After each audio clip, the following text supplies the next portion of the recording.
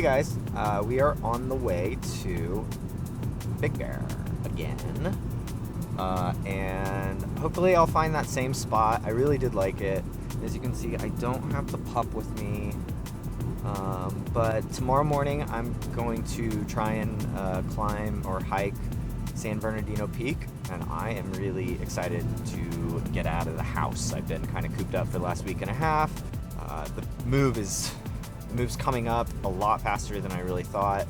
And then once I get all my stuff moved back up to Oregon, I will put it in storage, and then I'll be going on quite a long road trip, probably about 6 weeks, before I start my PhD. And I'm kind of really hoping to turn this channel into an excuse to go camping more, and also a way to kind of share the knowledge that I gain and the work that I'll be doing during my PhD. I'll try to make it, a little artsy, and I don't want to, overpromise anything, but I think it'll be a lot of fun. I don't care too much about, getting partnered and all of that. I'm really just trying to have fun, learn some new skills. That being said, while I say I don't care, if you're watching this and you wouldn't mind hitting that like button, it does help, me gain some traction and kind of tell the algorithm that people like this kind of stuff.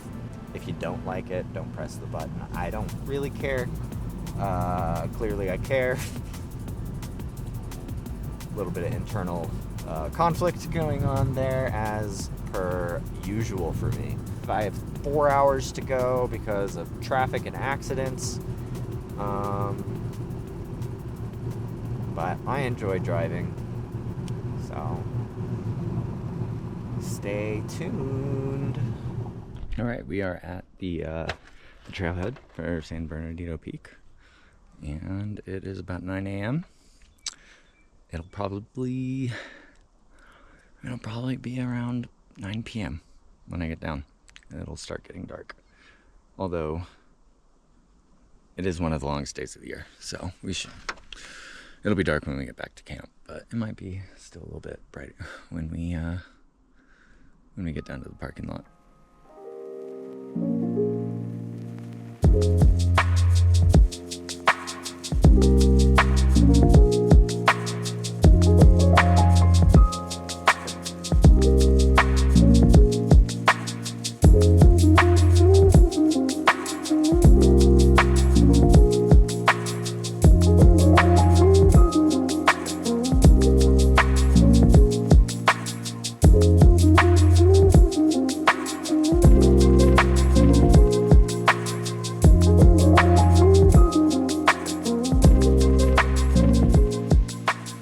So, we're about 800 feet up. I've gone about a mile. This is my first main break. I'm taking my backpack off.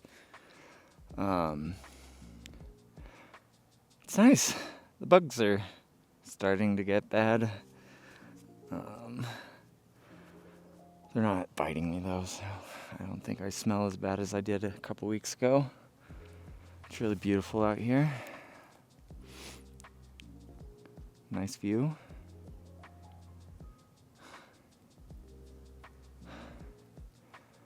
Got a little less than 4,000 feet to go. It's gonna be a long day, but I'm feeling good. Hell yeah. Love's a funny thing, isn't it?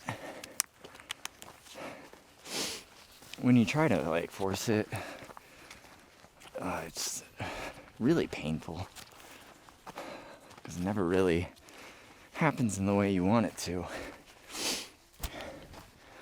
But when you don't, it kind of tends to find you. The thing about love is it is everywhere. It's in these flowers, it's in these dead, burned trees, and the nutrients that they're giving back to the soil slowly over time. It's in the little lizards scurrying around the ground, hunting for little insects or seeds. The whole world carries it.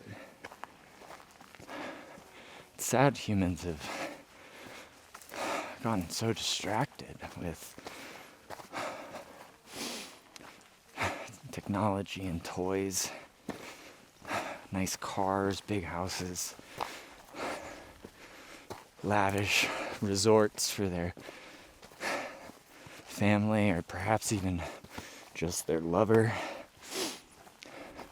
but really it's just for them. I could boil this down to being a Western society, but I think most of modern society has adopted that.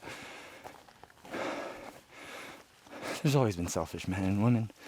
It doesn't have to be that way. It's not a luxury a lot of people can afford, to just casually be in nature. It's really sad. I wish we just took care of each other more. While we're here, I see a lot of stuff on the internet, kind of about younger guys, usually in their early 20s and stuff, just kind of growing into their manlyhood, or just growing. They get really hung up over people they think they love. That was me for a good amount of time. I mean, my early 20s, I found a relationship, and that lasted for about 5 years. It wasn't good. It was full of a lot of jealousy and on both parties, and just toxic behavior and possessiveness and codependence. And it's not good for anybody. It's not good for you. It's not good for them. It's not good for the people around you. And it's so easy to feel like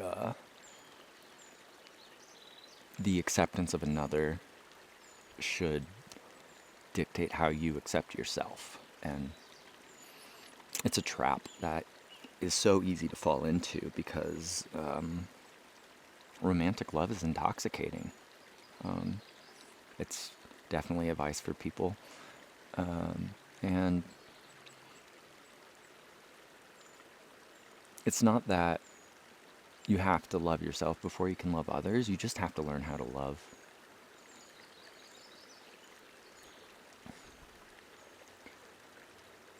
And I think a lot of people are missing that. They want just someone to love them. And that's when they know that they can love themselves, because they feel that that means they're lovable. After that relationship, the 5-year one, I went about another 5 years without any meaningful long-term relationship. I dated girls here and there. I would act a fool, and they would immediately dip out the door. And I thought something was wrong with me. I just was immature. I was young. I hadn't learned yet. It was actually through all those experiences, and we call them failures, challenges, that I learned the right way of loving. Not this idea of being loved, but actually loving as an action. And I became so much happier and more detached from that ideal sense of relationship. We're all humans.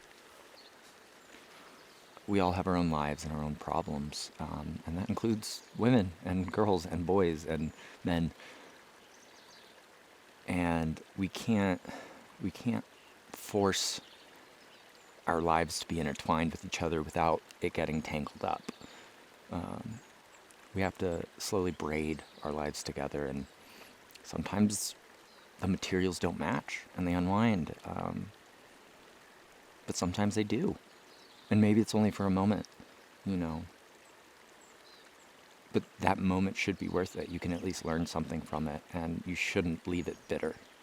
That is probably the biggest mistake you can make, because not only are you probably losing a lover, you're going to lose a friend. And not every relationship that goes downhill is even possible to maintain a friendship, even if it's mutual. Sometimes it just doesn't work, but you can hold that in your memories, in your heart, and I think it'll be okay. And I just wish men and women in today's age, where we're constantly at each other's throat on the internet, would just take a step back and realize we're not all bad. Not all women are bad. Not all men are bad.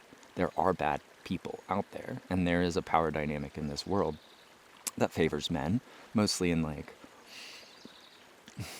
the economic sense, and then the capitalist sense. You know, if you kind of remove that, we're pretty equal. And I think we need to start just respecting each other. Men need to respect women, and I think women need to respect men, the good ones at least. At least recognize that there are good ones out there, and be patient with ones who are ignorant, maybe. Try to give people the benefit of the doubt unless they really give you a reason not to. You know, never tolerate abuse, but it's sad. I see so many sad people who are so lonely, and there's no trust. There's nothing there. We just really loathe each other. At least it seems so on the internet. Most of my in-person relationships, like, these topics don't really come up, but it's just drowning on the internet. We all have souls, if you believe in that. And some of them are just very, very sick and need healing. You can't fix another person. You can help mend.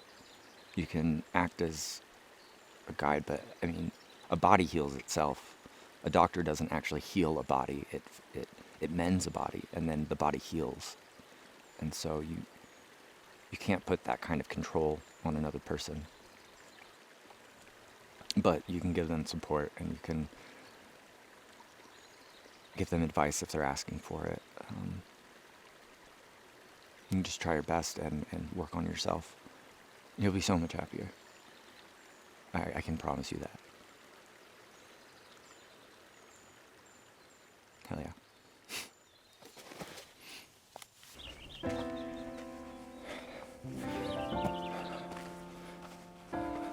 Well, at least we know we're at the right place. 1,000 feet. Gain. About 1.5 miles.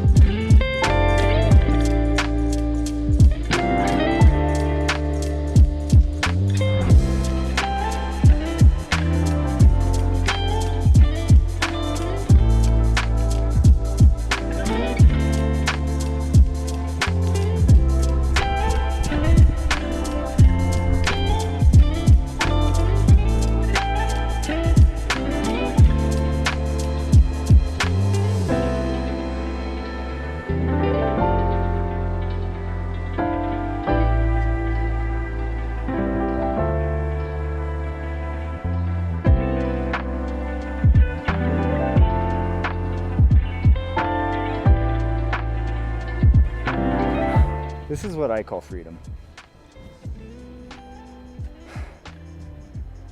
Holy shit. Don't let the world get to you. It's easy. I mean, my drive up here, I was getting all in my feels, to be honest. But all it really took was about 8,000 feet and a handful of nuts. Go out there and live. There's no reason not to. I'm as happy as a burnt out millennial in a video game store right now. Maybe a little bit happier.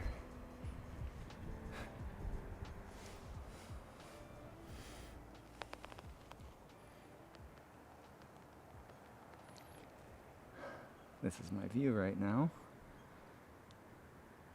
And I'm about to eat lunch. Give me nuts. Give me nuts. Give me more nuts. In my mouth. Who needs drugs?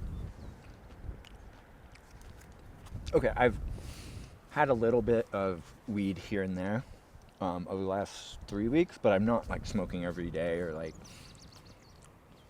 nearly as consistent. Like, I think I've smoked once that was more than a puff or two, about 4 days ago, and I was like with a friend. And then I've kind of been like using the remnants of my oil cartridges until they all kind of ran dry, and that, you know, it wasn't really a whole lot. Sorry. Sorry. Man, the last thing I want to do is die by choking on a mountain.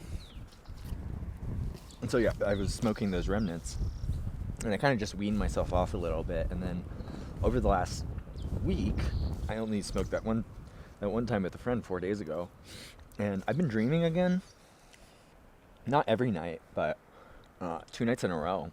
I had pretty vivid dreams, but they weren't bad. When I was younger, I had a lot of dreams, and they would be mostly nightmares. Although I kind of enjoyed them because they were like fun, and I was able to kind of like write some short story ideas from them.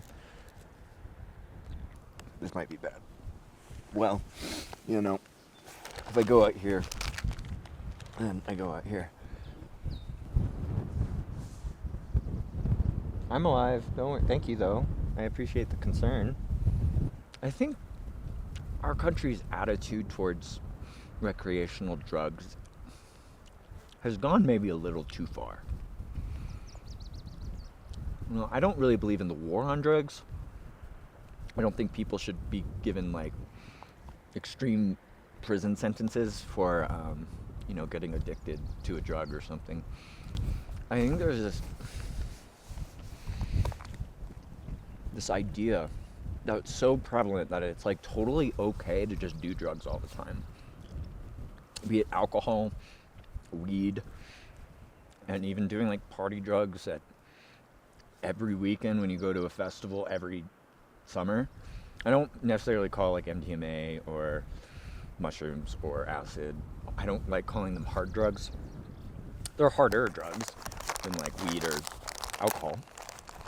But like, there's just like this kind of blind spot to actually the harm that that really does, especially when you do it even semi-regularly.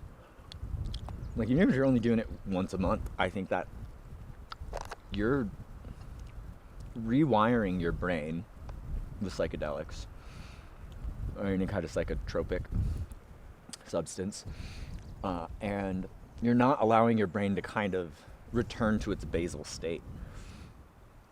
And then when you abuse these drugs for so long, say years, say you go on like a 5-year thing where you're doing it 10, 12 times a year, it's going to take a long time for your brain to kind of return to a normal function. You know, I don't think my anxiety was nearly as bad before I started doing party drugs. I don't think my memory was as bad before I started doing psychedelics. Actually, it was mostly weed and alcohol that I think my memory kind of got fucked from. But I think psychedelics played a role. I think there's a lot you can learn using them, but I also think there's a lot that will come with it that you're gonna have to climb out of. You know, when you're digging for gold,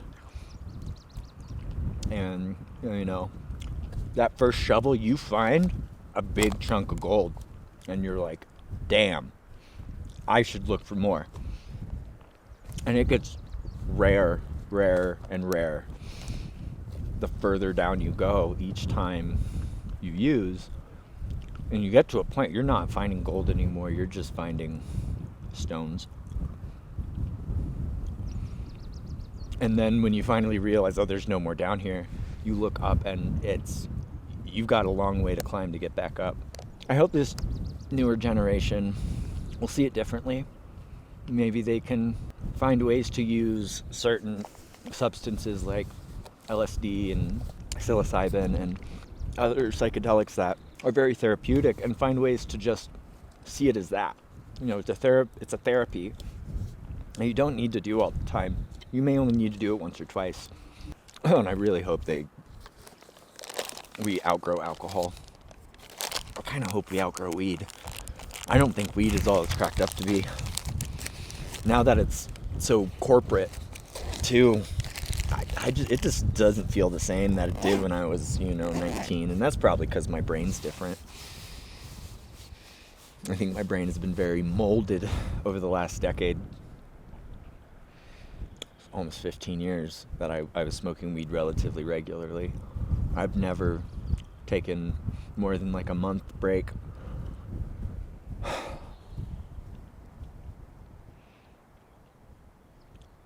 But I think it's time for me to be sober. Like full sober. We're working on it. Alcohol has not been that hard lately, and I'm down to maybe 6 beers a week on average. There's some weeks I don't drink very much at all. Other weeks when I come out camping, I end up having like 6 to 12 beers over the course of like 4 days. But I mean, we'll give it up too. Alright. We should probably get going. I've yapped on enough. Appreciate you guys.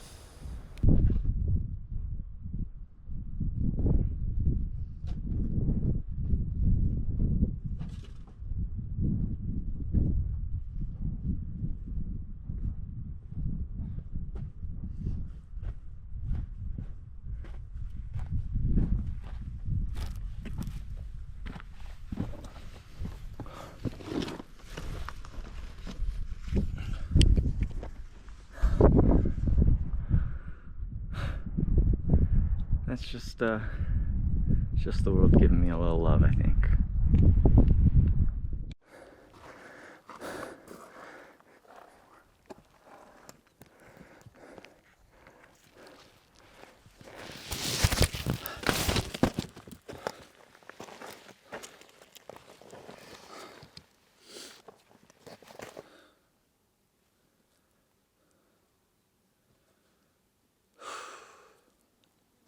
I get sad, at least for a little bit, almost every day. I think most people do. I think it's a matter of like knowing yourself and being able to regulate. Even when I'm out, doing something I love. Sometimes it just creeps up on you.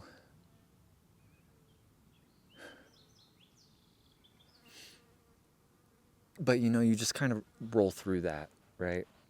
And you kind of get out of it. The problem is when you dwell on that sadness and you start judging yourself, and it spirals downward pretty easily. I mean, there are definitely moments where like severe depression will hit you. Loss of a loved one, or getting broken up with, getting fired or laid off, or anything that's a big major change in your life. I've gotten through so many major changes in my life. The house that I'm currently living in is the longest I've ever stayed in one place. And I've only been there for 3 years. It kind of blows my mind. I'm 32 years old and I've rarely ever been able to stay put. It wasn't my fault when I was younger. When I hit my 20s, I had a little more control of that, but I didn't know how to stay put. After going through therapy for a while, I eventually learned that stability actually makes me anxious, because my entire life has just been mostly moments of chaos with like little spits of stability in between. And so when things get a little too calm, I think it's just my brain goes into defense mode and it's like, okay, something's going to happen soon, right? And then when the thing inevitably does happen, I panic and I freak out, knowing well in advance that it's going to happen. A lot of the times I even think that that's me, kind of a self-fulfilling prophecy, you know, that anxiety. It's what's mostly ruined my relationships. You know, once I'm like 6 to 8 months into a relationship and the honeymoon phase fades and then things get a little more boring. And if there's any sense of stability, I'm like, something's going to go wrong. And subconsciously, I express that in my behavior. And that pushes a lot of people away. I think it would push me away too. You know, having a really anxious partner that's always on guard and getting, you know, kind of overanalyzing everything and then convincing themselves that something's wrong and then kind of trying to double down on being cold as a way to like show you don't care if something happens. I'm hoping I've grown. I haven't really been in a long-term relationship since my last 3-year relationship where I did the same thing and I thought I was getting better, but I had only been going to therapy for like a month at that point when we got together. I worry sometimes that that's never going to change, that no matter how much I think I've healed, that I am in a better state as soon as that comfort comes back, that I'll panic again. And maybe that's the case, and I think that's kind of why I've avoided any sort of serious relationship or even dating in general. You know, I've had a couple flings here and there, a couple friends with benefits, but those aren't the same, obviously. That's not really what I'm looking for when it comes to love, romantic love.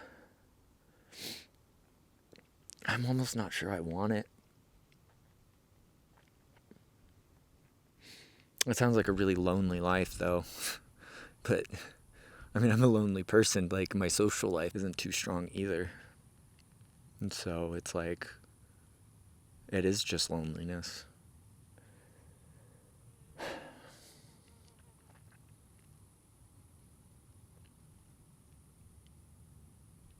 I don't think there's a right or wrong answer to it. I think if I'm doing my best to be kind, I'm doing all right.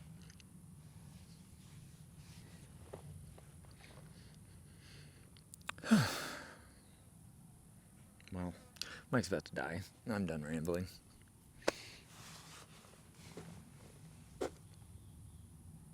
This is a beautiful little bench. And so are you. You're not a bench. Don't let people sit on you. But you are beautiful.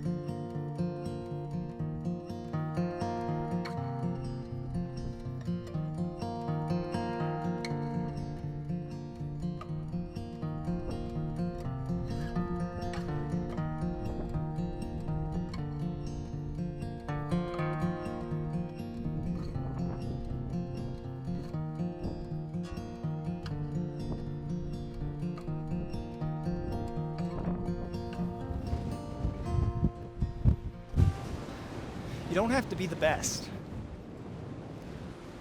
You don't have to be your best. Just be. Shitty wisdom. You know, when you go off trail, just a little bit, you can really surprise yourself. Most people are kind of used to following the rules, sticking to the guidelines.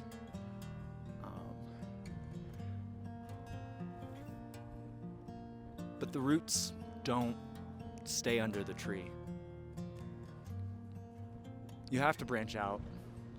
You have to be more than you think you are, even if you think you're faking it, because eventually that's who you will be. The best artists are honestly the best thieves.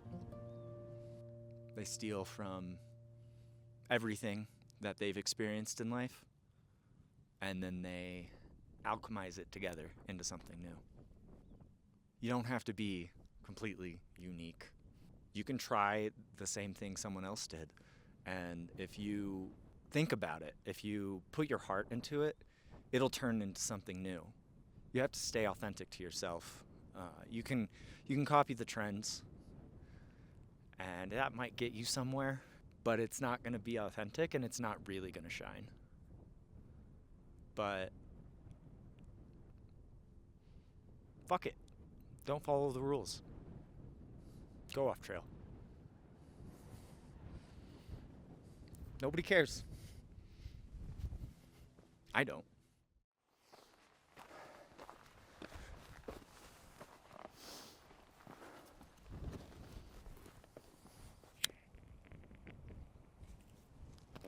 Obviously, though, if you want to be a rebel, if you want to be free, you don't have to follow the rules, but you shouldn't be an asshole.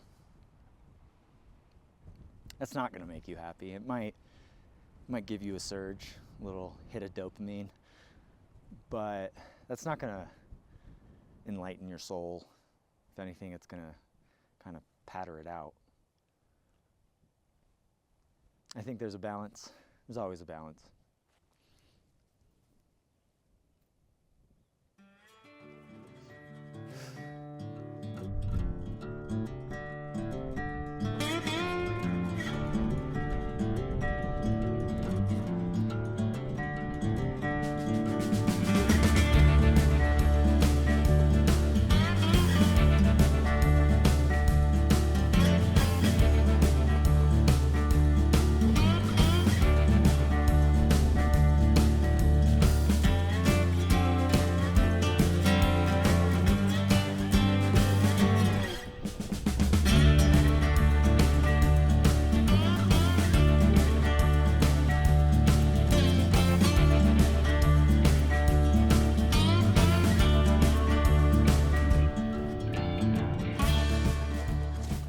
Almost there.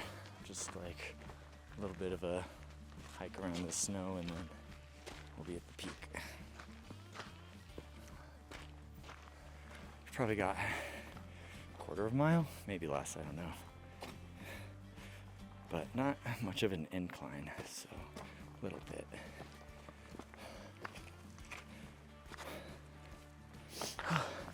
This has been a bit of a meditative experience for me. I had a lot of time to think and just ponder and reflect. There's a lot going on in my life, and it's just nice to know that I'm okay.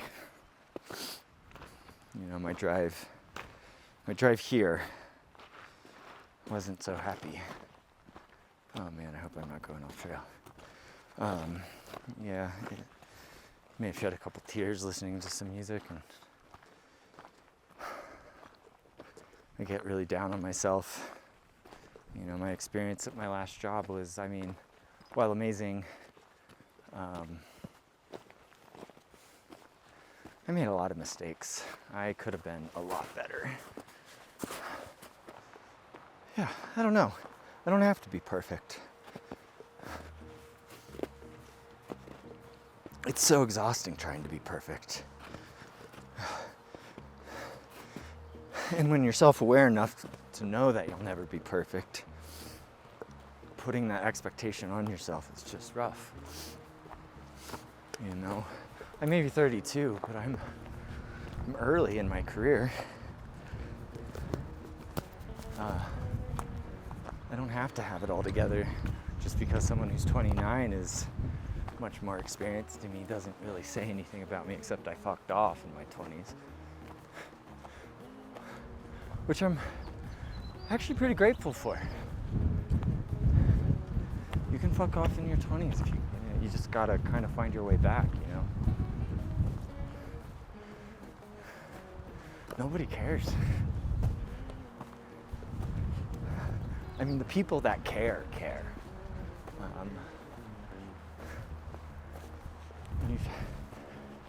It's a blessing to have people like that in your life. But really, when it comes to the little things, the mundane, nobody cares. At the end of the day, I was working for a fucking corporation. They didn't care about any of us. They promised all this wonderful advancements in science. They were just trying to fill their pockets. Don't sell your soul. Do what you love. I know you want money. I know you want to go on that vacation. I know you want to buy that new computer. But those things, they fall apart. Start building something. Start slow. Don't expect results immediately. And if you do what you love, you'll be rewarded for it. I'm not going to say you're not going to work a day in your life, because even doing what you love every day is going to be work. It's going to be effort. You're not going to want to do it sometime. But it'll be worth it in the end. I couldn't stand working in, the hospitality industry or manufacturing industry. It was eating my soul. I thought getting into the biotech industry would be any different. Oh, I was wrong.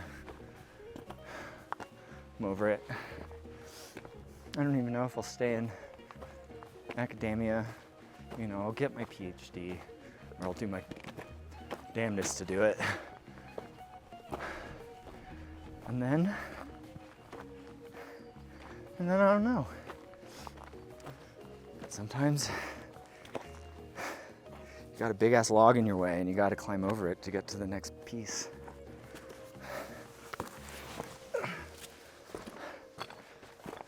And once you're over, you realize it wasn't that bad.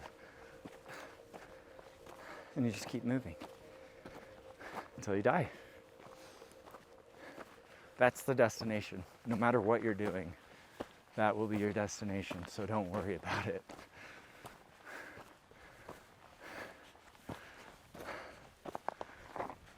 Love you. See you at the top. Oh, we made it, guys. 4,700 feet. Gain. About 9 miles. We are up at 10,656 feet. Maybe 49. San Bernadino Peak. We did it. It wasn't too bad. It kind of got to me a couple times.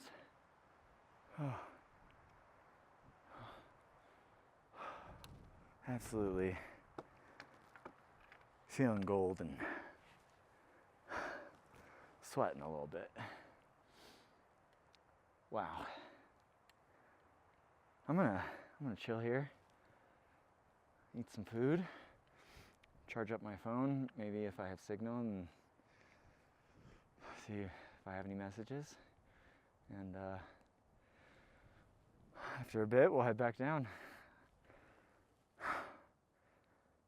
This was fun.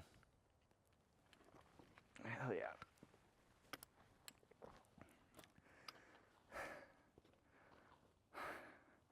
Yeah, I need to take a breather.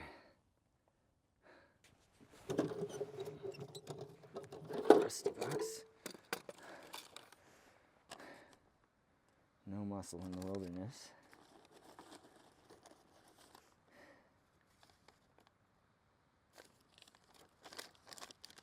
Well, this is where I fucked up. I didn't know people left notes.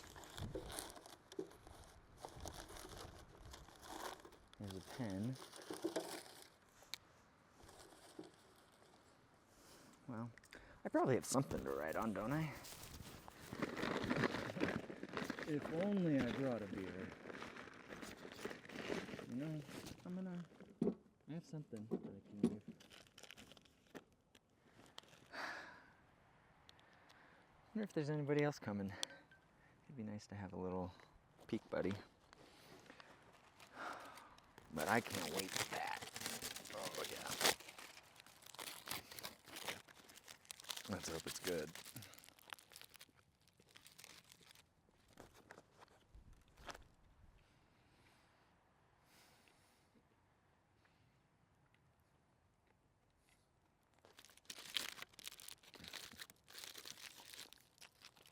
Good is an understatement. I don't know if it's because I'm nearly 11,000 feet or if I'm hungry. God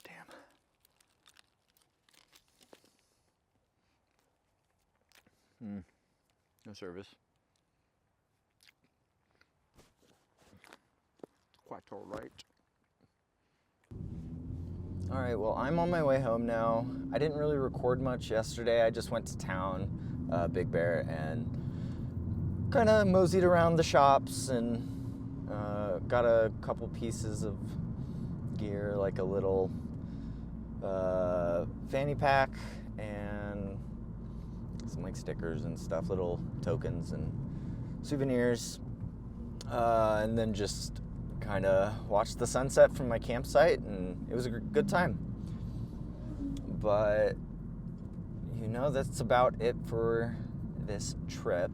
I appreciate anyone who came along with me. I hope you enjoyed. I had a great time. And yeah. So I think my next trip's gonna be probably 2 or 3 weeks from now. And I'm thinking about going to do like a through hike or some backpacking trip. I'm not sure where I'm gonna go yet, but I'm pretty excited to actually put my backpacking backpack to work. It was super helpful in getting me packed up and not having to take multiple trips to my car from the puddle. So yeah, thanks for coming along. Like the video if you liked it, subscribe if you want to see more.